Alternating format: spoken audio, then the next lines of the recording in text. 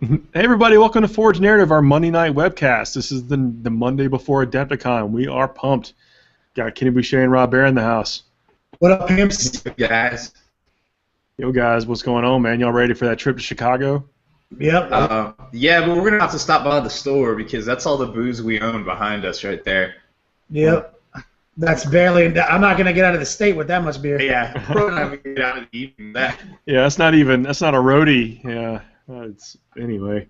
Well, Yeah, guys, I mean, we're even, sorry, not to interrupt you, but we're going to even have to convoy. We might have to take 2 cars because we got so much stuff. Yeah. It's a thing. I mean, I'm blessed with being able to fly, and you guys carrying up some of our stuff. That's for sure.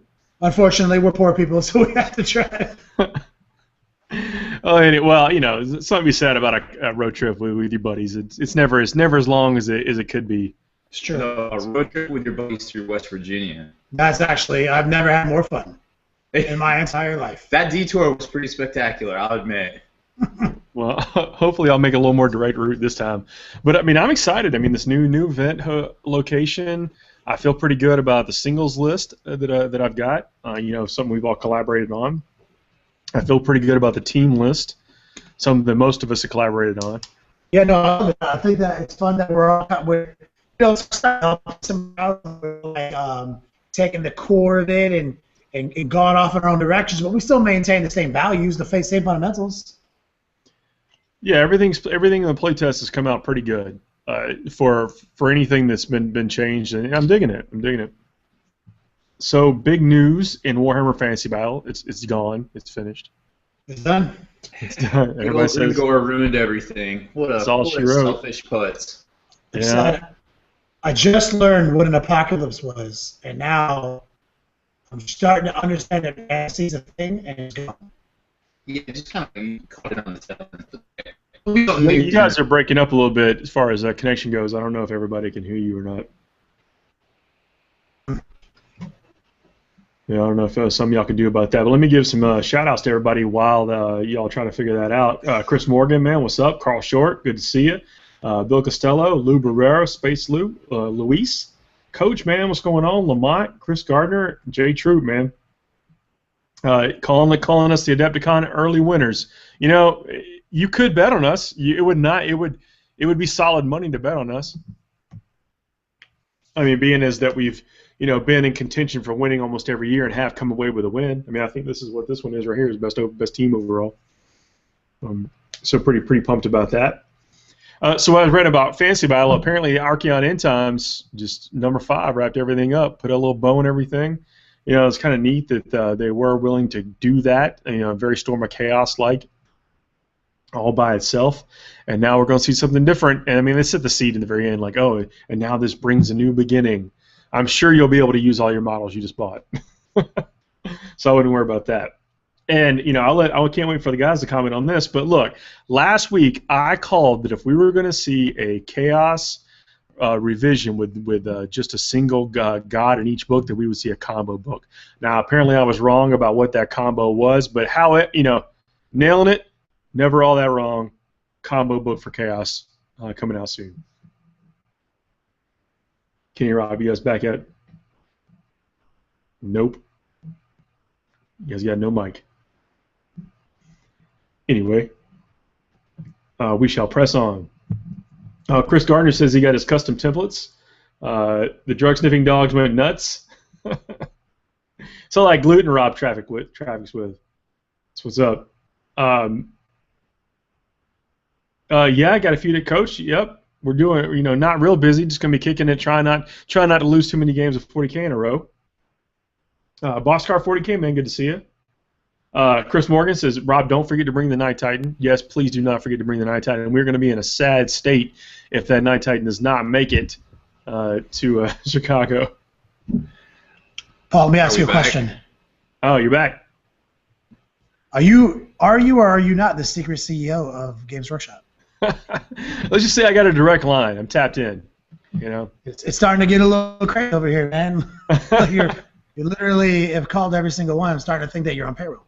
Look, they might be fans of the show. We got a lot of listeners, and a few of them are from the UK. That's true. So, anyway. Warren always gets the new toys. Yeah. Corn always has the coolest toys. Always gets the coolest. It's fresh. I was a big fan of Corn. That was my first fantasy armor. I love just kind of going and just, again, we know philosophy is tearing people's heads off. I remember having this like flaming mace back in the day, playing against my buddy's undead army, and we didn't even have a real table. We had like a picnic table stacked up next to a desk, and it wasn't even like even. We had to like call that like a big hill. I think we put like a piece of notebook paper across it or whatever to be the hill, stacked up with like so it was like this cascading thing, and it in the mind in the fantasy looks great.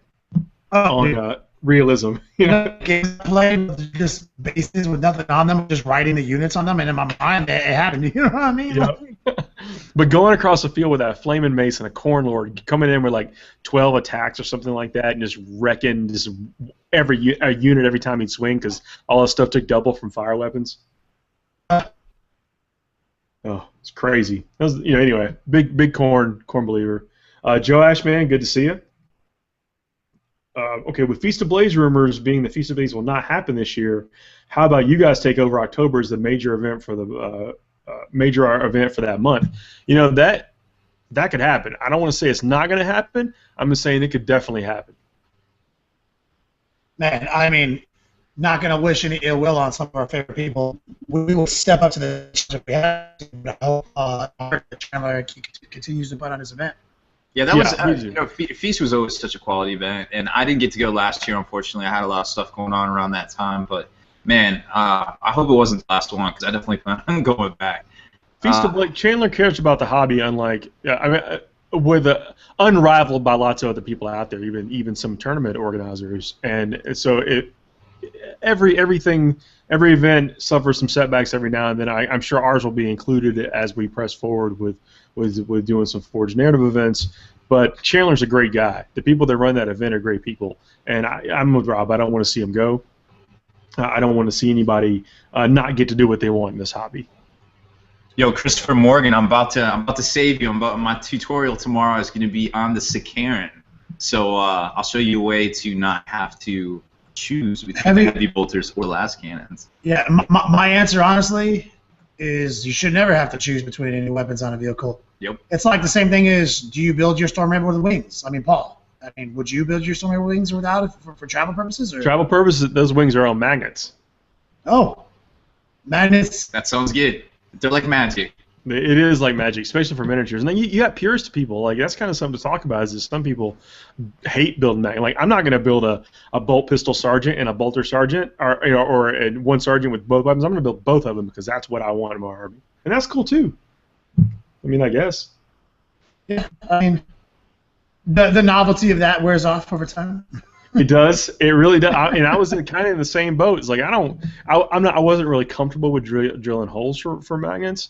I didn't know where to get the magnets. I never knew what size. I still don't even know what size to order. Now there's some sites out there that are so cheap, I just order like a few of each. Man, that too bad. I have a billion of them still. Like, I'm like, well, over time I'll figure out what to use them for. Yeah, I've got like a ball of magnets that I've just kind of pushed together that don't really fit on any other miniatures. Yep. I have the same ball. Yeah, my Helldrake or whatever, inside the cavity, there's magnets that are like that big. Because they're the only thing. I mean, they fit in there, you know. So it's just like, well, I guess this thing is, and you have to pull the wings apart.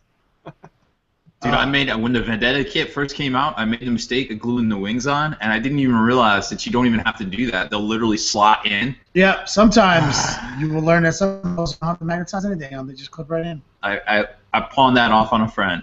Roger says he's from Chicago, and there's a Giordano's Pizza right next to where the event is being held. He says, unless you don't like pizza. You know, funny story, we got kicked out of a pizza party one time. And so we had, and they were serving. But Giordano's is great pizza. That's one of the things. Giordano's is the heat. Like, Mike Haspel's the one who introduced me to it, and I'll paraphrase what he told me, and I'll clean it up. But he said, don't eat more than one slice unless you're prepared to crack the bed. The one year I could actually eat the crust. It was delicious. Yeah. And they actually had gluten-free crust as well. So for all you people out there like me, hopefully not too much. Is that on the kids menu? It is. It's on the kids. It actually is tiny. It's on the Kit Kats menu. Yeah, Liz says there's 2 magnet sizes, fits and does not fit. Yeah, that was basically it. And man, I made the mistake one time of ordering like the slightly smaller size that I would normally want for a backpack magnet, and I mag up like 15 dudes, and then I put the backpacks on, and they just fall right off. Like the slightest jar just knocked them right off, and I was like, I had to remag them all. But you know, it is what it is. I'm getting better at the magnet game, but don't be afraid of them. There's all the bit that comes with like what's that manufacturer that has like the wooden ball on the end of the bin vise? The bit that comes with that is like the magnet size you want for everything. Army Painter I think does that. I think it's maybe so. I like to stay in I don't like to mess around in metric. Like I always try to stay in an English system, like 1/64th, 1/16th, 1/32nd, 1/8. Yeah, all the tools you're gonna get out here are gonna be on that scale. So that's smart. No, we know some of you aren't just only in America, so don't listen to us stupids that can't convert to the metric system. That's probably what happened to Paul in his story. He was telling just a little too smalls were probably just a metric, the closest size. Yep. But on the light side, Some metric actually. You might be right. Yep. So anyway, we singles list, doubles list. Gonna do well. Gonna be playing all kind of games this weekend. Gonna be hanging out on Thursday night. People have been asking us when we're gonna have that Forge Narrative get together. I think it's just gonna be every night. We're just gonna post up exactly where we are and what we're doing every night. Speaking of which, one of the ideas which we're rolling out, doing all these battle reports and everything, trying to get our Long War brand going. One of the ideas I want to hit you with, Paul, was we need a tweet. Forge the Narrative needs a tweet, or Facebook. Daily locations where you can find us. Like, we're in the convention hall, hanging out, drinking beers by table 16. By the orange couch out in the lobby. We will be there for at least 15 more minutes. Like, where's Waldo? But we have media outlet. We have a way to distribute that information, and I see no reason we shouldn't. We all have a smartphone, so basically what I'm saying is, unmute your notifications set up, because we're going to be tweeting. We're going to be hitting you up on Instagrams. We're going to be hitting you up on all the social medias. We might even dust off the old Forge Narrative Twitter. Penny gave me a piggyback ride pretty much across the whole hall last year. Or no, was it 2 years ago? I think I gave you and... No. Oh, yeah, it was me and Dom. It was 2 of us. Yeah, so there you go. You show up and hang out with us, you might get a piggyback ride. That's true. Not from me. Not from me. If I'm only... You don't want to break me. I've been trying to make this Harlequin list work. I played against the Harlequins. Let me tell you how buster some of these Maelstrom of War missions are, objectives are. Okay, so playing against Harlequins. Harlequins have a lot of characters. You drew the card that was like, kill a unit, gain 1 victory point. Kill 3 units, get 2 victory points. Yeah. Drew the next card that says, kill 1 character, get a victory point. Kill 3 characters, get 2 victory points or whatever. So I go into 1 unit of Harlequins with 3 Death Jesters in it and get like 8 points out of it. Nice. Yeah. Tragic. Don't play that army of Adepticon. Yeah. Yeah. Don't do that. Something to think about, Kenny, though, also is that the Frenzian Wolves or the Cyber Wolves count against the Maelstrom objectives because they're characters. Oh yeah, See, I'm not worried about, because you can't double stack those because they're not a unit. So you literally can kill all 4 Federation Wolves, and you don't stack it with a killing. No, it won't stack, but it'll be 3 characters that got killed. Yeah. Right. So it's something to consider when that objective's in play. Absolutely. Yo, Lamonte's got a really good point here about a hobby question. Do you guys think it's better to fully assemble a model before paint it and glue it together / magnets? And I know me and Kenny are on the same page here. Sometimes you should not assemble it all the way. Like, definitely check out some of our pictures and tutorials, because it's super easy to see that you basically take this, take all the shoulder pads and things like that and lay them out on double stick tape. I think for the magnet side of it, though, I pretty much do all the magnets before. Like, I do all the magnets while I'm building it. Okay. But I think it really matters what you're doing. Like a Land Raider, I'd probably put that whole thing together. Maybe I'd leave the tracks off and paint the tracks separate. Or the hatches, or the multi-melta, or the If you're gonna magnetize the hatches, you probably wanna magnetize them before you paint them, definitely.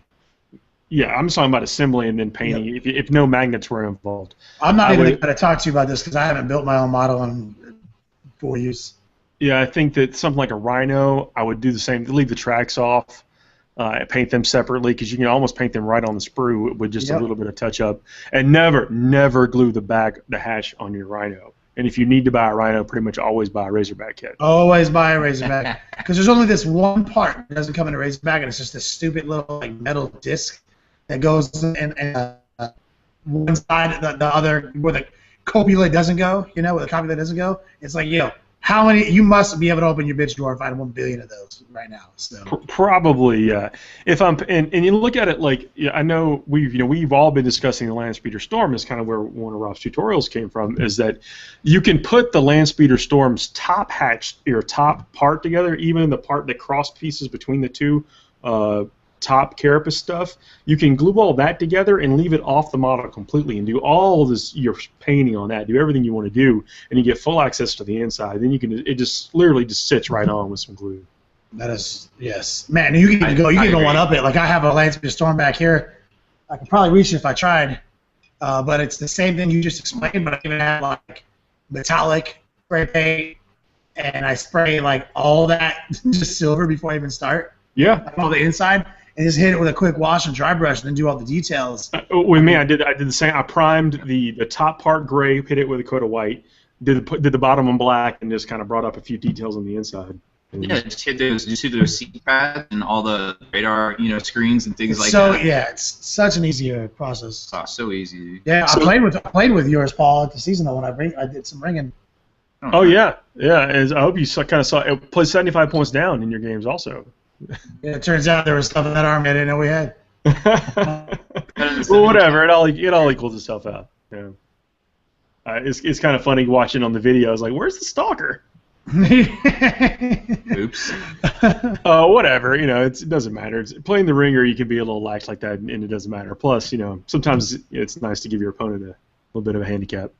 So, Paul, Roger's got an interesting question. What are you hoping for out of the new Codex? I mean, we kind of heard a few things there, but I mean, what I'm hoping for is bringing back the juggernauts, having them a place, like a real place in the army. I'm hoping that they're more relevant in 40K.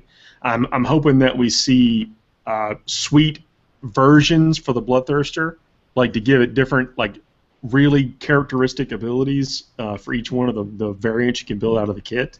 Those are the two things I want. I want to see a big 40 Juggernauts in 40K, akin to like Thunderwolves, but even worse, more attack. Maybe not as tough, but more attacks, or something like that. I was a little disappointed when Cabanda didn't, the Billy Badass Demon didn't get his own separate rules. It was just like 3 generic profiles. I'm like, dude, that's Cabanda. He's like Billy Badass. Like, why doesn't he have his own? He's actually a chump. I think every person in 40K has killed him at one time.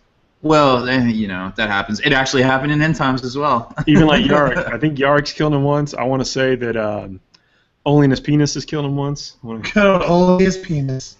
I think they retconned that one. He did. It's Sanguinus has killed him a couple times. Be'lakor killed him once, didn't he? Didn't Be'lakor kill him?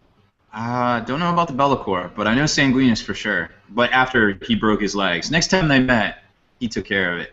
He finished it.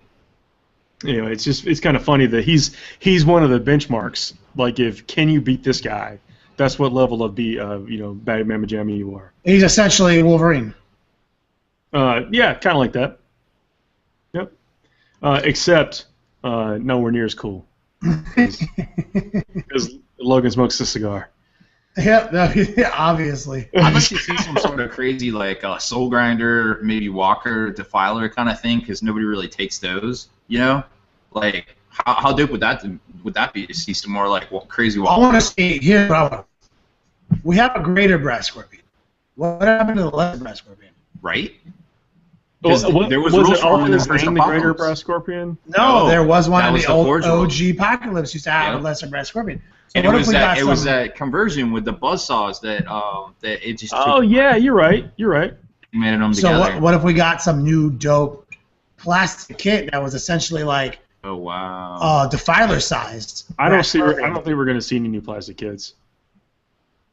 That's hard to say. I feel like they've been, because all those sister rumors just hit like earlier in the week, like the whole release list. They're I supposedly. don't mean that we're never going to see any plastic kits. I don't mean I think we're not going to see. How many Lesser Brass Scorpions would you buy right now? For $70, if they're good, like 2. I'm saying Mauler Fiend stat line with 3d6 charge range. Oh, that'd be sweet. But see, okay, now that brings up a really good point, though. It's just like, how can this Codex? I mean, what if it supersedes demon rules? Like, what if it's not the same demonic rules? How do you manage that during a tournament or a game?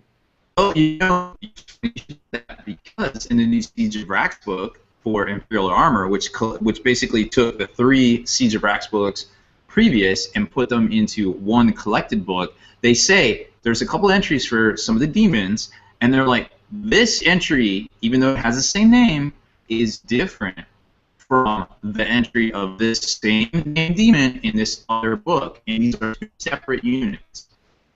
That's rough. That's Do you also remember some serious confusion? We had some weird stuff back in the day too. Remember when like demons finally became a unit? You were like Avatar was a demon, then the Chaos Space Marines had their own demons. Chaos Space Marines had demons, like where you could summon demons. Demons. But they were different demons. You know what I mean? Like there was like that. Then back in the day, if you had more than 50 points of demonic war gear, you were a demon. So like, I think that your concerns are noted, but I feel like they will write whatever shenanigans, 6 paragraphs of explanation need to explain to us why it's different this time. You're right. They will write whatever they need to write to get you to buy blood letters because nobody's buying them right now. God, just a one simple thing. Literally one thing. Bringing back their stupid brass armor. Do you remember how vicious they were back when like a 3 or 4 plus save with an AP3 weapon? Seriously. So good. How many points is a Grey Knight right now? Like what, a strike squad guy? 15 points. 18. That guy is like 15 or 16 points, and he has a force weapon. He has a force weapon base and 3-up save, right? And he counts as a psyker, so he can manifest second power. How are you going to not make a blood letter? No second power. Like this guy's psyker can manifest a second power, and it's a strength 4 and it's a shooting attack. I'm saying blood letter has a 5+ invulnerable and 3+ armor save. Oh, I may be losing you. Yeah, I think Kenny's making a good point about the cost effectiveness of a bloodletter versus anything else, and that's why you don't see a lot of them.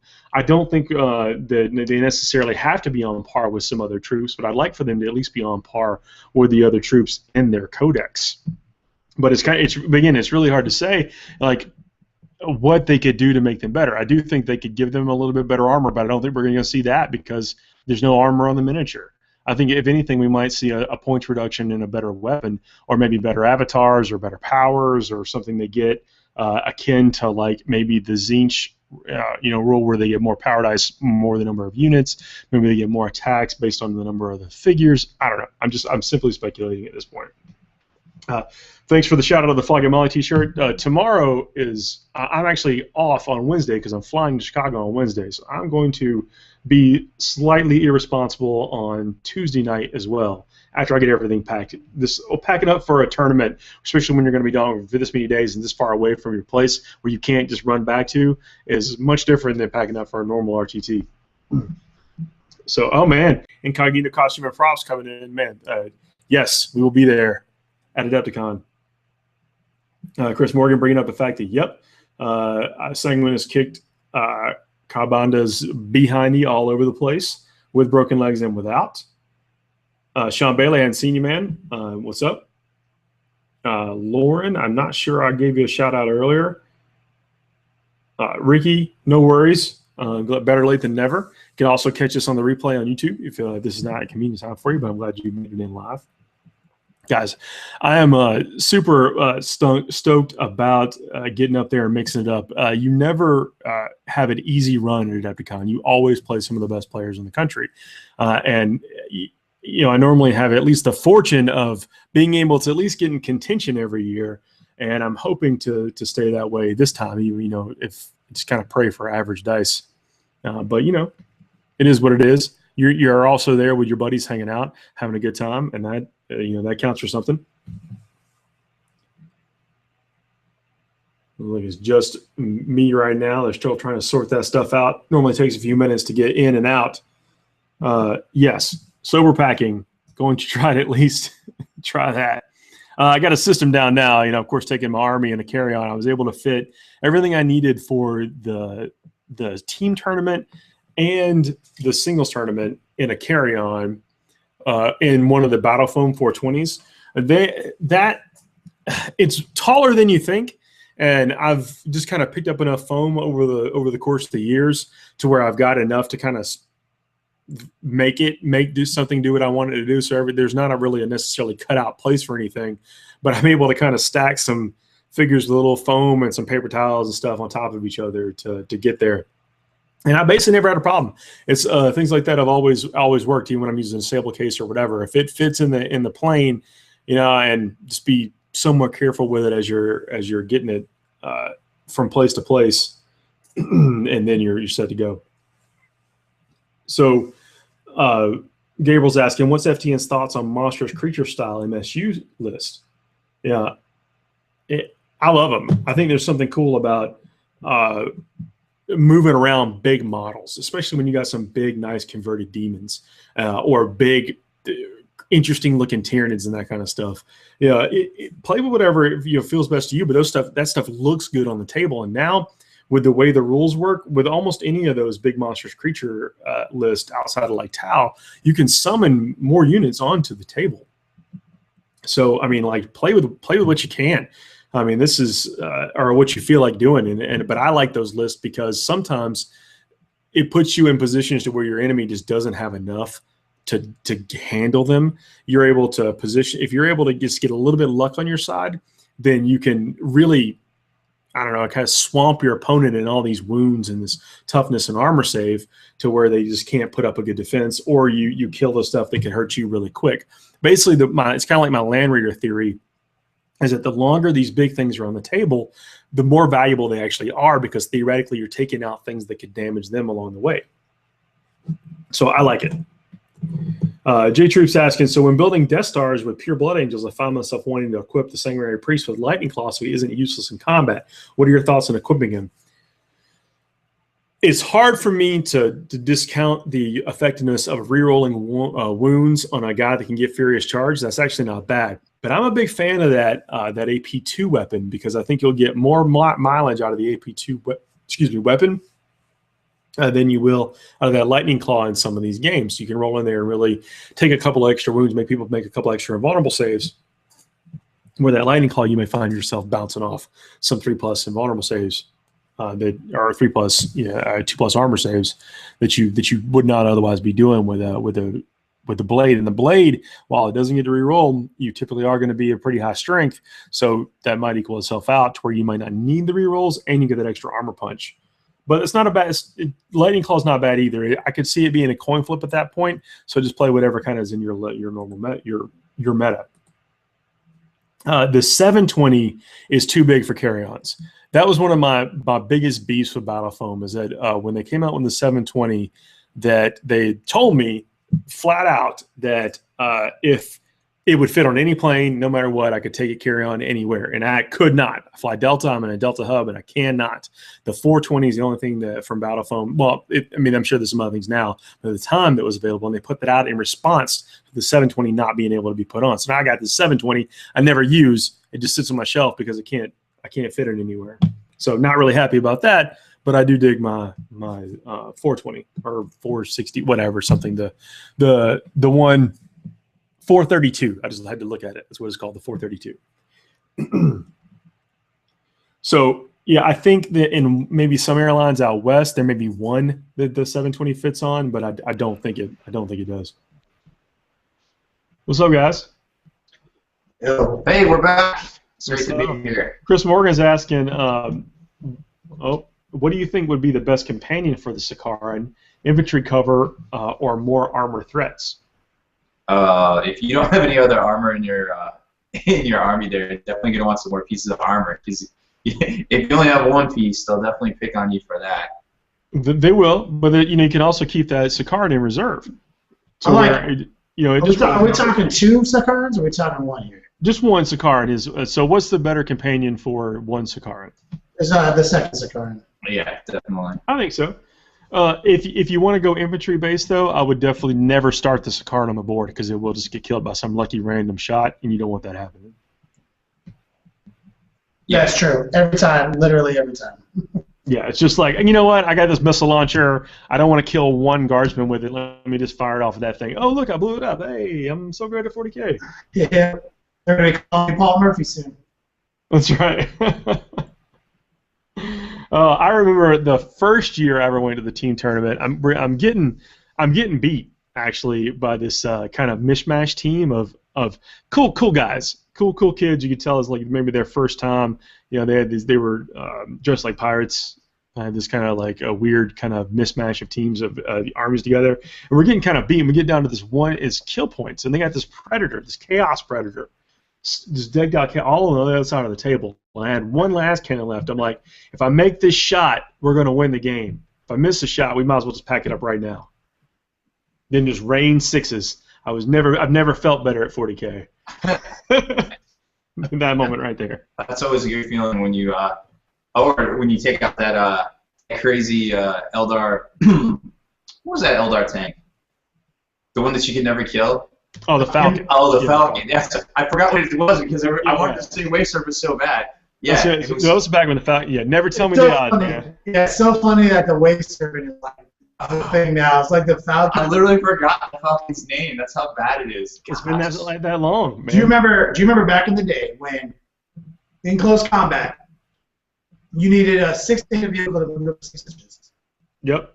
Skimmers could stand still and move 6 inches. You know how good orc trucks were back then? It's so different. I kind of wish I just started playing now, so I wouldn't have all these rules in my head. Whole points needed to happen. As much as I hate them, dude. I think whole points. Yeah, I don't know if I was a fan of whole points or not. I can't remember that far back, but I think that they're good. I'm not such a fan of how easy it is to wreck vehicles in close combat now. But you know, it's getting there. Seems like the pendulum always swings both ways on that. Like next edition or next update or whatever, people will be back on top.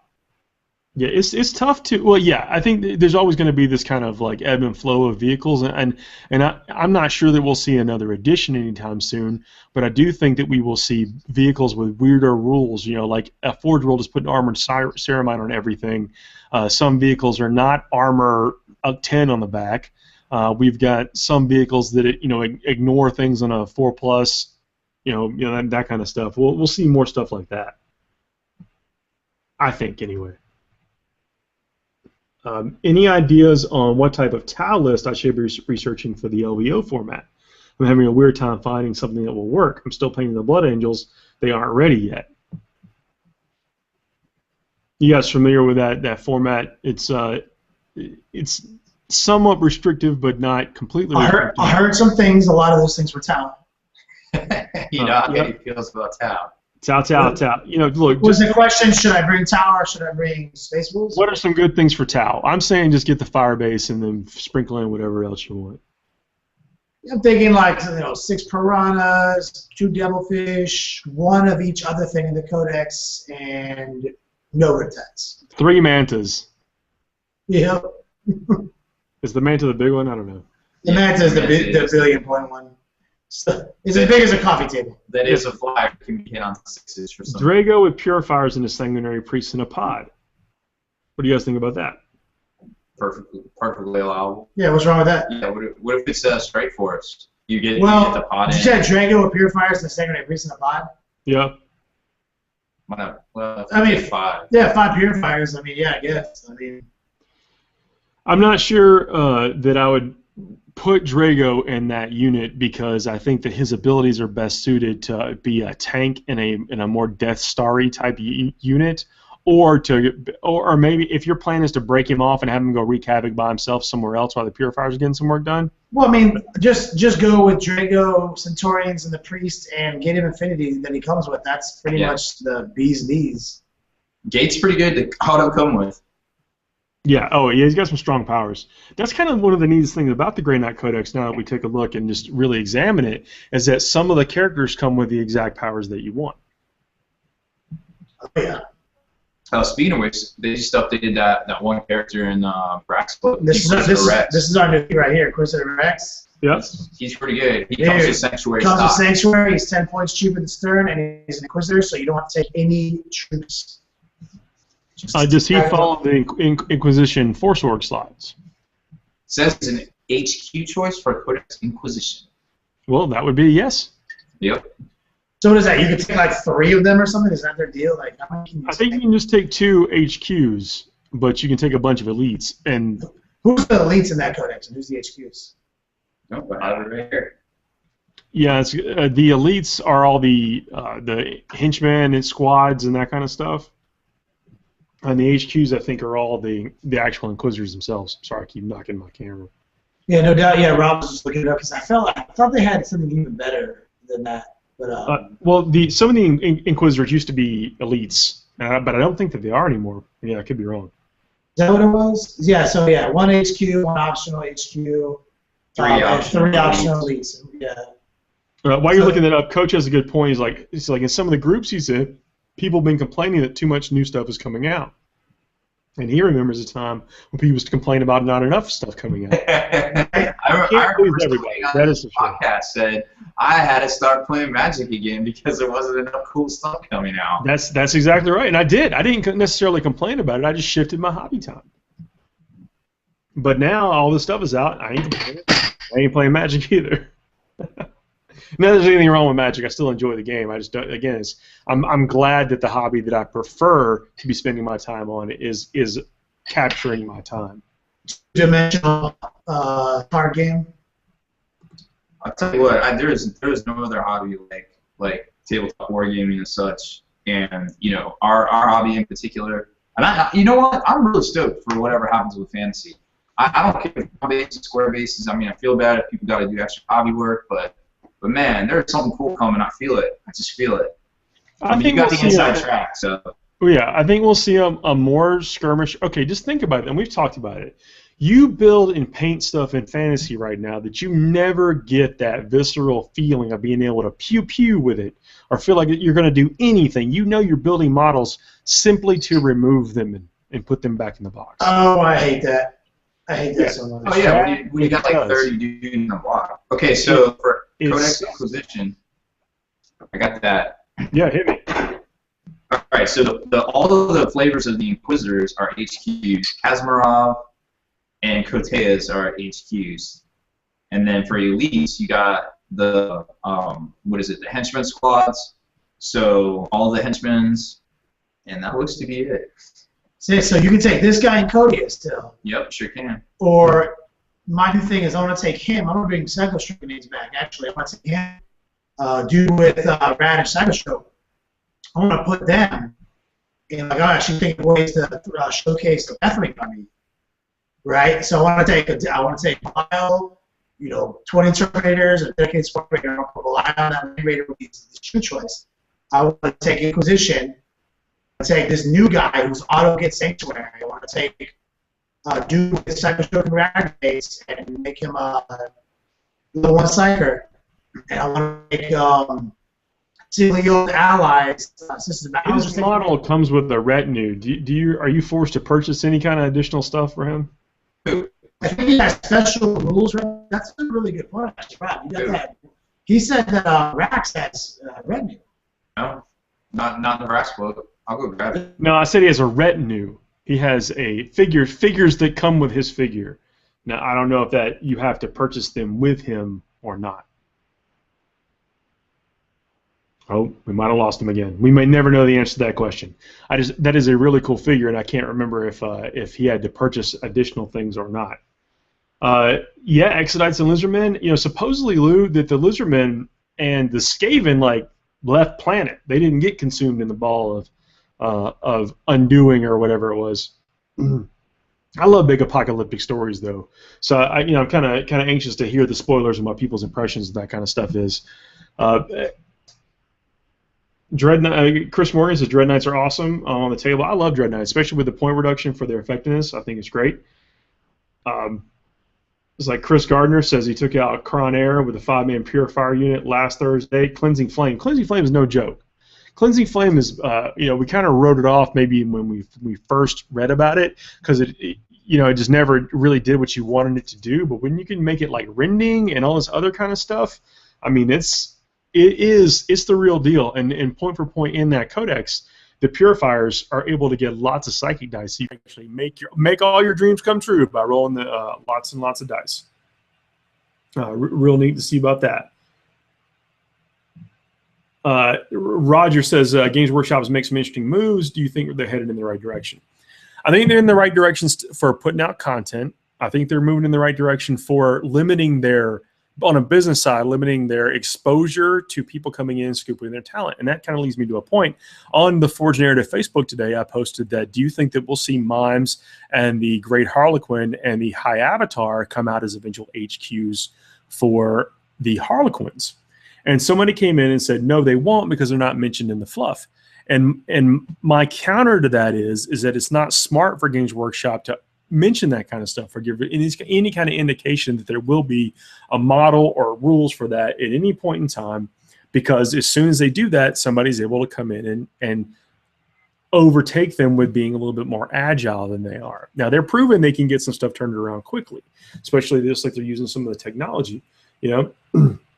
But just like anything that's done quickly, you know, there's some inconsistencies, or maybe things aren't as great as they would. Like, even we're talking about how cool the fluff is in the end times, but we know there's inconsistencies in that different people write them, and so there's characters doing things in one book that they're already dead, or in the last book and are alive and where they should be dead, and that kind of stuff.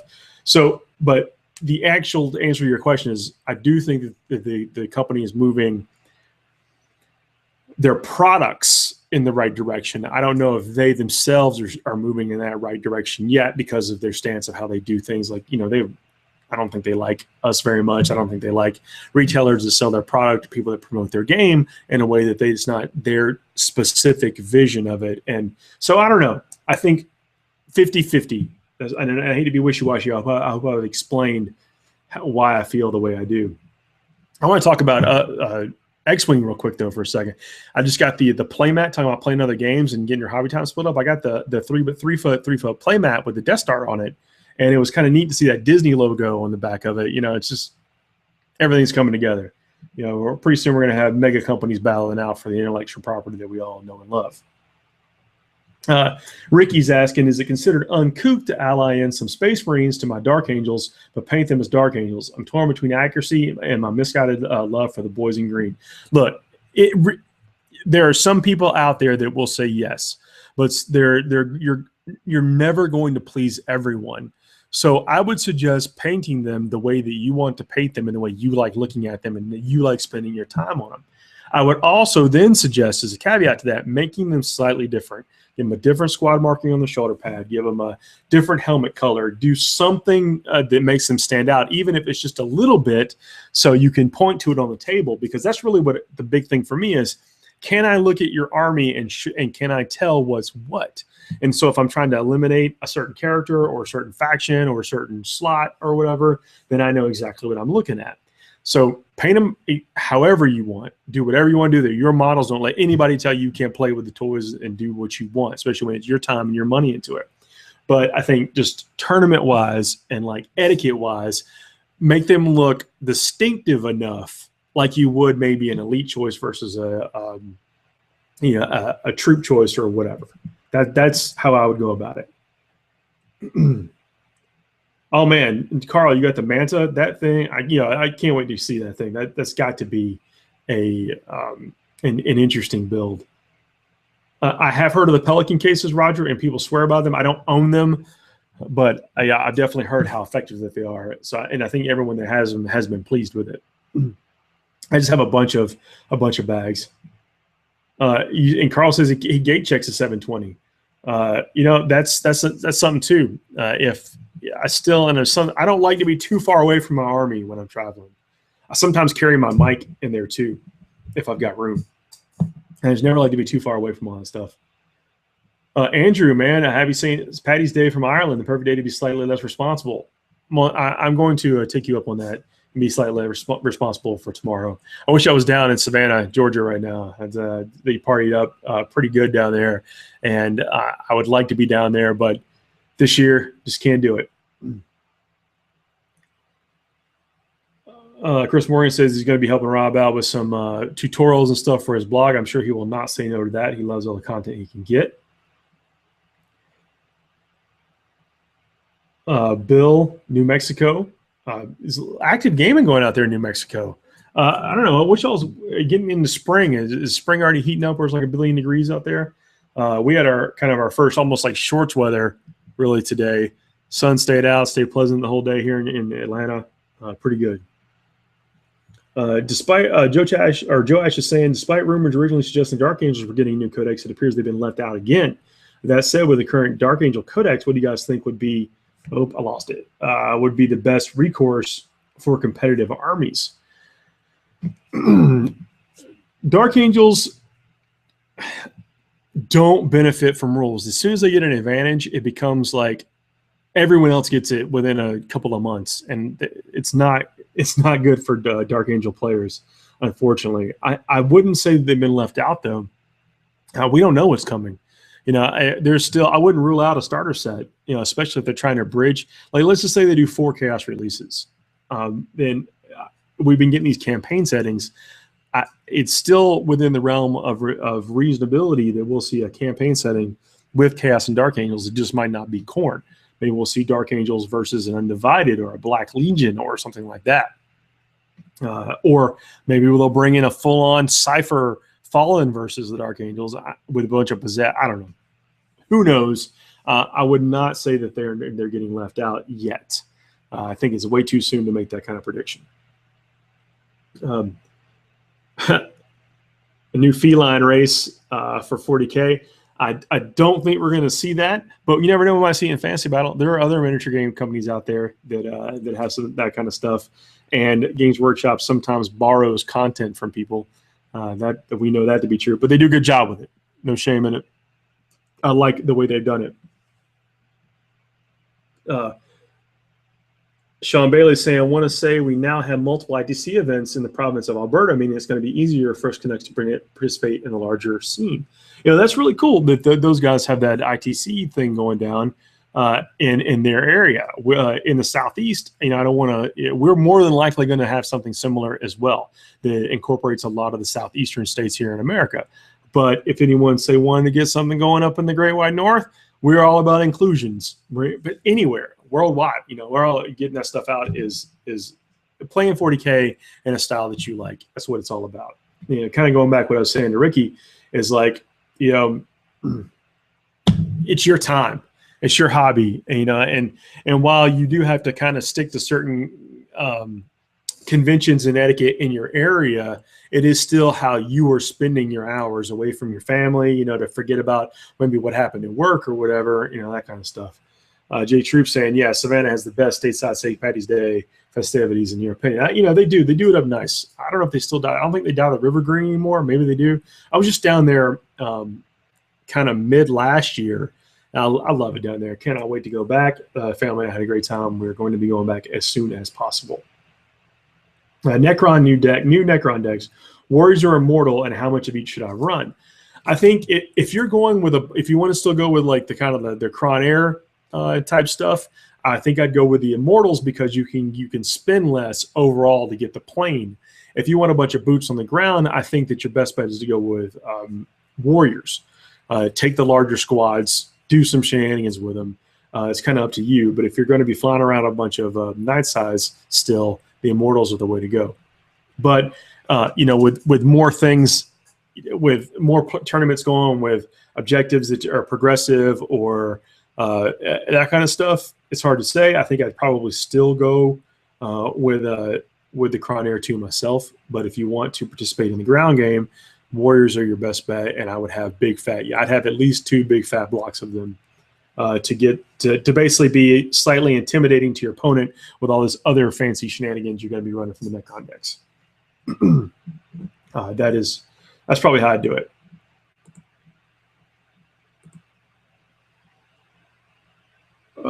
Let's see. Roger, thanks for checking in. Got to get out of here. So kind of back to the purifiers and stuff. Our buddy Austin, who's been really a performer on our seasonal circuit so far, he ran purifiers to great success. He didn't really get a stop. I think he was going to run unchecked until he ran into a void shield generator. I don't know if you guys are completely familiar with that or not, but the void shield generator, you need armor 12 you need to be able to pierce or match armor 12 to be able to get through that shield. And you can't do things like Misfortunate because you can't target the shield itself. So until you drop that shield, you can't do much to the people inside. And so things like Cleansing Flame is running into a serious issue. Now, of course, run over there and chop them up, but you got to make sure that you've got the bodies to be able to get in there, get inside that shield, and do the work to the stuff that's there. So anyway, the combo of psychic powers is kind of what we've been focusing on recently. That's why we're talking about earlier with Inquisitor Rex, is that you get to get these the psychic powers that you need. You don't have to roll for them. You just pay the points for the guy. And he's no slouch. He comes with like really good armor. He's got a shield. He's got some other special rules. And he has the psychic power that you want. I was kind of talking about something similar with my buddy Alan. He runs these big block of Terminators, and we were talking, how do we get Sanctuary in there? And these are all the things that we're considering, is how do you get that 2+ invulnerable, those combos, and then how do you power it? Like, how do you make sure you have enough psychic dice to get done what you want? Because I don't know, I'm sure we've all done the math at this point, but in order to cast with the effectiveness that you were casting with Leadership 10 before, you've got to roll a lot of dice. You've got to roll triple the dice of the powers. You got something that's a 2 warp charge. You got to roll 6 dice minimum to cast with any reliability. And it takes a lot of points to get those 6 psychic dice. That could be all that you got. And if your power, if they block you or whatever, then you're kind of up a creek. But back on that subject, though, that's kind of one of the things that makes people like Be'lakor. These characters that come with the certain specific psychic powers that you need to enable your army list are the ones that we talk about that have the value. That when you're combing through a new codex or whatever, kind of look at, and when you see a psyker, check and see if he's got any powers. That come standard. I mean, that stuff, you don't want to overlook that kind of thing, and that's what's going to determine whether or not we think this guy's a must include in any kind of armies. Ultra Raider says, for Imperial Fist, how many last cannons is too many last cannons? You can never have too many last cannons. At 1850, though, I would run 8. I would run 2 Devastator squads of 4 last cannons apiece. That is a list that I've run to good effect many times. Our buddy Nick Rose, if you're all familiar with the tournament scene, you know how his success is well documented. He also runs 8 in some of his lists. I think that 8 last cannons in 1850 is strong, especially if they're Imperial Fist. We are almost out of time. I'm glad my rambling on hasn't drowned you guys out. Technical issues are what they are. There's going to be a lot of content coming from the group here starting Wednesday and going into Adepticon. We're going to be posting up on the Facebook where we are pretty much at any given time. So if anybody wants to hang out or whatever, I don't even care if you come say hey during a game. Doesn't bother me. I mean, of course, with etiquette to the opponent. And then at night, at these things, especially with, when the games and the next day start really early, like 7, 8 o'clock in the morning, you can't do a ton of partying, but there's still time to hang out. I'll be happy to do it. So with that said, I'm gonna go ahead and wrap it up. Again, we got so much stuff coming out later on this week. I want to really appreciate everybody that joined in tonight in the comments and stuck with us through basically just the TPM show. I apologize. I want to give a thanks to Rob McKinney, who tried to get in. Obviously, we cannot control how the internet works sometimes. Look for them on the things that they're doing right now. Guys, I know that Jay Troop and Chris Morgan have been helping us out with the Facebook. We'll give thanks to them too while I'm at it. So anyway, guys, have a good rest of y'all's night. Look for us this week, and we'll see y'all soon.